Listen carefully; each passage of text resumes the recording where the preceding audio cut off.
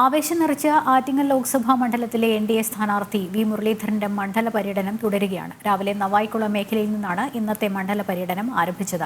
പര്യടനത്തിൽ ഉടനീളം വൻപിച്ച പൊതുജന പങ്കാളിത്തം കൊണ്ട് ശ്രദ്ധേയമായിരുന്നു.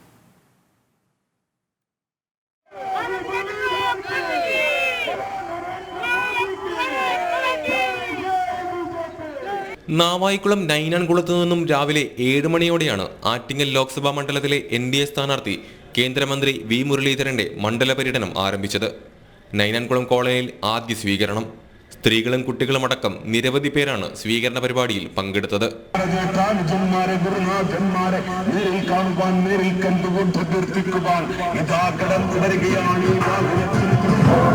വമ്പിച്ച ജനപങ്കാളിത്തമായിരുന്നു വി മുരളീധരന്റെ ഓരോ സ്വീകരണ പരിപാടിയിലും. ഷോൾ അണിയിക്കാനും താമരച്ചെണ്ട് നൽകാനും സെൽഫി എടുക്കാനുമൊക്കെയായി ആബാലവൃദ്ധം കാത്തുനിന്നു.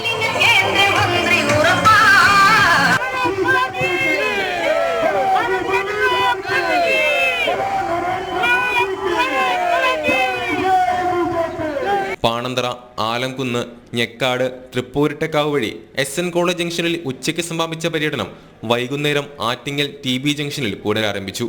നരേന്ദ്രമോദി സർക്കാരിന്റെ വികസന തുടർച്ചയ്ക്ക് ഇത്തവണ ആറ്റിങ്ങൽ മണ്ഡലവും അണിചേരുമെന്നതിന്റെ വ്യക്തമായ തെളിവാണ് വി മുരളീധരന്റെ മണ്ഡല പര്യടനങ്ങളിലെ ജനപങ്കാളിത്തം. ജനം, തിരുവനന്തപുരം.